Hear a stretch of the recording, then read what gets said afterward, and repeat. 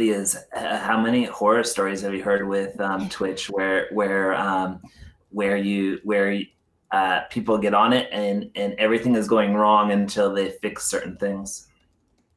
Oh, that's my life. That's I was doing a stream one time, not on Twitch, but on YouTube, and my power went out. So yeah, In the whole city or just in your house? in my block, I guess the power went out. So yeah, that was fun to have happen midstream. The interesting thing was though, I wasn't using OBS for that. I was using a product called, oh shit, what are they called now? I'm spacing the name. It's like a web based OBS. Is it one of the ones that Twitch recommends? Maybe not. Because there's one I downloaded that I tried. It had OBS in the name, but it wasn't the normal OBS. No, no, no. You're thinking Streamlabs OBS. This is web based. Yeah. I'll think of it in a second. I was using them to stream. And at that moment in the stream, we were actually running a video. So even though my connection went down, I had already uploaded the video to the site I'm doing the stream from. So it actually played through. And then I got my power back and my internet connection back. So by the time the video was done, I was like back in and ready to switch scenes and so forth. So yeah, crazy stuff happens like all the time. Yeah, I was telling you in the Slack that because Bobby was asking about Restream there, that I tried to get my affiliate by using Restream on Facebook and on YouTube and on Twitch, thinking, oh my gosh, I can go for 8 hours, no problem. If I'm streaming on all those platforms, I'll hit all my audience members and it'll be amazing. But what I found is that Twitch wants you to go exclusively on their platform if you're trying to become an affiliate. And so they don't count hours that are streamed on those multi-stream platforms. I don't think it's been changed yet. That's so interesting because I've never known that. I've never known that to be a thing. When I was when we were doing Marina, actually Marina's always multicasted. So that might be recent. I know it's a thing when you're already an affiliate because they don't want you to multicast. But I didn't know it mattered before you were an affiliate. That's interesting. So I did it twice. I did it twice for 8 hours and I was so pumped. And then I looked at my stats and my stats didn't count it. And I was just like, oh man, that was 2 really long days that just don't matter. At least for affiliate sake. We had people watching, we had people on Facebook, we had people on YouTube, but from the Twitch standpoint, it didn't create waves like I'd hoped it would. Interesting. I was going to chime in one more thing. Someone in the chat. I'm trying to think how you get around that. Yeah. I'm trying to think how you get around that. Yeah, I think it was Eric in the chat was shocked when you said to go live 3 times a week for 3 to 4 hours, and maybe you can elaborate on that. And one thing I was thinking is that people forget that Twitch was created for gamers to like do it as a job. That like there's a lot of gamers out there that 8 hours a day, 5 days a week is how they're making their money and surviving. Yeah, the whole thing about doing that is the same way that if you were to say, hey, you should really build an Instagram, you would probably post something every 2 days, right? Mm-hmm. And an Instagram story, hopefully every day. Like you would post, you would use the platform if you want to grow on the platform. It's the exact same thing on Twitch. So if you want to build, you've got to show up, and showing up means live streaming. It doesn't mean posting a photo and a cute little like, thing to say about it. It's showing up. So yeah, I mean, like I'm just telling you how I've seen people do it and what I've seen work. I saw a girl join Twitch right around March of this year, and she probably streamed 3 to 5 hours a day, 6 days a week. And she actually made partner in 3 or 4 months, which is insane. And she had the kind of numbers you do, in a year, kind of off the bat. I mean, she's really pretty, which helps. Pianist and a singer, ton of covers, great personality, just kind of fun to hang out with, and lots of things that people might want to hear. But yeah, it's a show up kind of platform. And the way you show up for it is a little more holy fully than the way you show up on Facebook or Instagram or Twitter. So I think yeah, that's one thing. Yeah, I think that's one thing people forget is that they're trying to treat Twitch as if it's a similar platform to the social platforms that we've already had, when it's a completely different kind of use case. It's a different medium. Yeah, it's for that person that's trying to be a full-time uh, musician or a full-time person on the internet. That like their audience is on the internet and they're building that internet audience. Well, you're a creator. That's the thing. Yeah. That's why I Yeah. say don't think of yourself so much as just strictly a musician. You're a creator who plays music. And Mm-hmm. being a creator is sort of being an entertainer. And it's being very conscious of the brand that you're putting out there and how you're feeding the community and how you're receiving from the community and then pulling that back into them. It's a whole thing. It's not just putting up songs on Spotify. It's not just putting up, a few posts on Instagram. It is its whole different whole it is its own whole thing. And like the first chapter of my book really is just talking about how is this similar and different from everything we know, because we've been so trained over the past 15 years or so how to grow yourself on a social network. And the rules are pretty much all the same for how you do that, right? The kind of content you create, the length of the content, how you brand it, um, use the same filter on everything. That like all the tips and so forth you have on that is kind of opposite. Twitch is not about perfection. Twitch is not about short. It's about long. It is the slow food movement of internet content. You can think of it that way. And it's also fun. This is what I keep saying. Like, you can have fun with 10 people in the chat. You don't have to, wait until you get 80 or 100 people in the chat to have a good time. Like, as long as people are talking to you and you're playing stuff that they like and you're having a good time with them, you're good. You can, I mean, I've seen people stream for a long time with that. And the more you're on that, the more you're going to grow. So it does seem like a big, scary number, and it is, a big chunk. But that's if you are really committing to it and you really want to grow it. You can certainly stream once a week. Just don't expect a lot of growth out of it. I'm gonna morph a question from Ben. He asked it in a way where I'm gonna add more depth to it. But when, I guess the question for me is, when should you hire a consultant to help you with your social media? When should you hire someone to help you with your Twitch? At what point in your career is that the correct choice? So this is why I did a book and a course, because I know a lot of musicians can't afford to pay someone to do this for them. Just the same way that you can't afford to pay a social media manager is going to charge you a couple grand a month, $2,500 a month, whatever they charge, like, which I think is not nearly enough money for what a social media manager does. But still, that's a big chunk of money, right? And the thing is, you're going to be doing a lot of this yourself anyway. Like, I have artists who come to me and pay me to do the setup for them. I'll set up your Twitch channel, I'll set up your Streamlabs, I'll set up your alerts, all the tools you're going to need, the tool that we use to manage a song request. Like, I'll get everything started for you. And I'll be on your first few streams and kind of give you tips and help you moderate the chat and so forth. Beyond that, you're on your own, because you are the one going live. There is really no way around you learning this yourself, because you're the one sitting in front of your OBS, which is the live stream software pretty much everybody uses. You're the one in front of that. You're the one that has to figure out, how come my mic isn't working? How come my camera isn't working?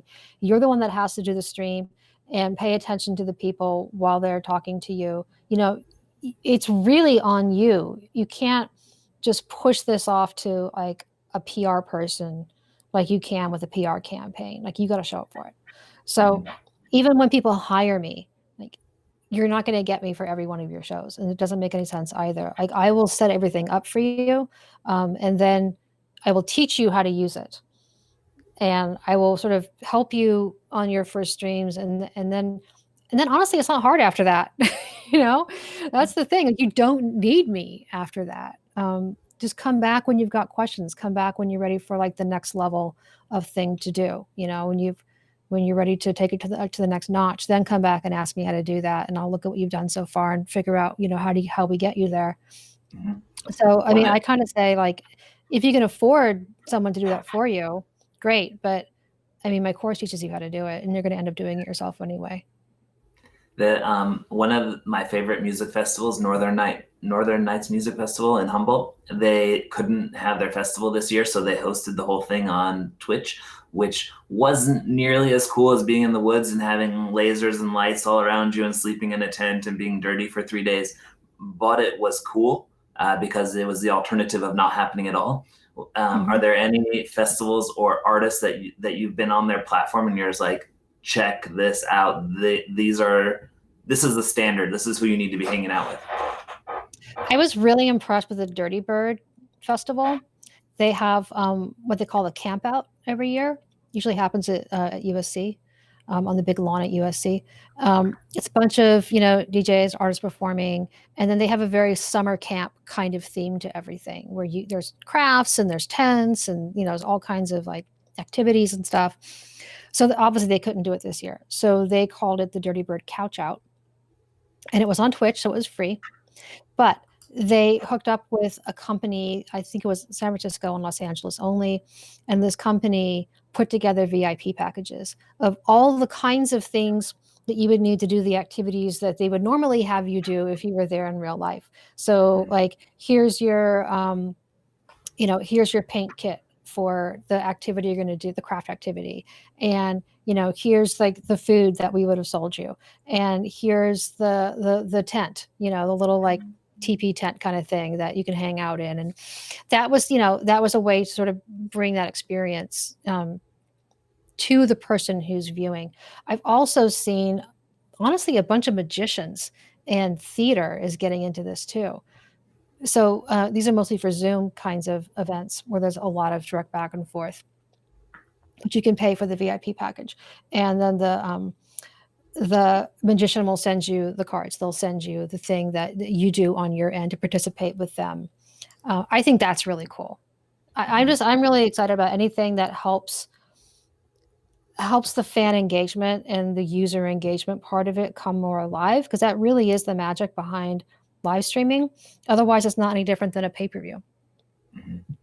I saw a question that asked if you recommend having multiple channels, and if, from my standpoint, I can't think of any reason to have multiple channels. Though I have a few friends who do Twitch together, so they'll host each other's shows. So they like if one person's going live, the other person will host it on their channel, and they'll do the thing like you said, where at a certain point they'll raid and they'll drop all their people into the other channel. And they'll like kind of do it as like a club thing where they're all trying to Twitch together. Are there any reasons that you would think to have more than one channel, or are there any other tricks like that you would recommend? I don't recommend one person having more than one channel, because you can choose the category you want to stream in every time you go live. So you can be a gamer alongside being a musician, alongside being an artist. There's plenty of artists creating art on Twitch, for example. So if it's just you, I wouldn't create one channel for music and one channel for gaming. I would do it all in one, partially because it's so hard to build audience over time that you don't want to have to do that twice, basically. Mm-hmm. So there's that. I love the idea of setting up a chain of streams. So this person starts just as you're getting off, and you plan that ahead of time. I think that's really smart. As far as hosting is basically when you put somebody else's stream on your video player on your Twitch channel page, which is nice, but doesn't really mean anything unless anybody's going to your Twitch channel page. And if they want to participate in that stream, they're going to have to click through to that channel anyway. So it's really just for like the passersby who happen to see it. I don't see that as being like like a major way to support people. But you can co-stream, and co-stream. I'm not sure if you need to be a partner to do this. I'm not sure what the parameters are, but you actually can co-stream, which means that the three channels, for example, are all streaming at once their own streams. Say they're all playing the same game, for example, and you can go into a view on Twitch where you see all three streams at once, and you click on the one that you want to hear at that moment. So AOC did this. When AOC played Animal Crossing, she co-streamed with everybody else who was playing. So you could watch just the AOC channel. You could watch the I forget how to Ilya Ohani, I think, is was one of the other house reps. All the people she was playing basically were all streaming on their own channels, but then you can go to this one view where you could see them all at once, and that's called co-streaming. Yeah, my impression was that the reason to host was so that my subscribers would see that I was going live, and they might check into my stream to be like, "Oh, what's he streaming? Oh, he's hosting this," and that might be helpful. I don't think you get the alert though when you're just hosting. I don't know that you get that. Yeah, I don't And know either. because on Twitch, everyone you're following is on the left-hand side of the navigation, and if they're live, they're in color. If they're offline, they're in black and white. I don't think hosting makes you go into color. I think that's only if you are streaming. So it really is just sort of the passive audience that happens to be on your channel at that time. There's a question in chat about what new people should do when they're going live, and one thing that I did that I read was helpful was adding those plugins below your below your stream. There's plugins you can add so that people can get involved with your stream. So one of them was like to set a timer to let people know the next time you were going to go live, and kind of having a schedule so people knew when to find you. What are some other things people can do if they're new to Twitch? Yeah, having a schedule and sticking to it is really important because people sort of remember when you're going live. They remember, oh, she's live at 5 o'clock on Monday. So when next time they're on, they'll think about that. But when you're brand new and you expect to have, a nice solid 0, I would just treat that as, rehearsal, basically. Just play music until you see somebody talking in the chat, not until you see someone jumping, as a viewer, because you don't really ever want to call somebody out as a viewer. You don't want to call out lurkers. I always say let lurkers lurk. When they start chatting, that's when they're telling you they want to engage with you. But just, have a little conversation with yourself and play some music. And eventually Like every somebody day of will my start, life. Little eventually someone's conversations going to with start. myself. Yeah, Yeah. exactly. Eventually somebody will start chatting, and then when you see them chatting, respond to them. And yeah, I mean, it's going to be a little slow in the beginning, but it's nowhere near as difficult as new gamers. It's a lot easier for new musicians than it is for new gamers. I'm in a few Twitch Facebook groups and so forth, and people in there are always like, I've been streaming for 8 months and I haven't gotten over 3 viewers at once. And I'm like, I bet 2 of those are bots. Like, it's tough. It's not so hard when you're a musician. I would say have a really great title for your stream that's descriptive of what you do. Have a really cool background. Do that with lights. Do that. Just make sure your background looks fun and inviting and is representative of what you're doing. Because when people look through the directory of what they want to watch, there's little recent screen grabs from all the live streams. And that's really all they have to go on for who they want to watch. So you can pull them in with a great stream title and a good looking background, whatever that is. And again, most people are just there in their bedrooms, honestly, but they just get some cheap uplights from American DJ or something and just kind of vibe the room out a little bit and get some string lights, and just so it looks like this is going to be fun. Okay. That's helpful. So me sitting on the couch picking my nose isn't quite enough. It's like I need a Now, little bit more than that. Okay. yeah. Okay. Just kind of run your show until people show up and entertain yourself, and eventually people will show. Nice. There were people double checking to see if OBS is the streaming platform that you suggest, or if there are any others that you're like, OBS was the original, but you should really use this other one. I'm kind of an OBS diehard, to be honest. The one that I was thinking of, I posted in the chat. It's called Lightstream. That is the web-based one. It's very easy to use. It does cost money. It has its pros and cons.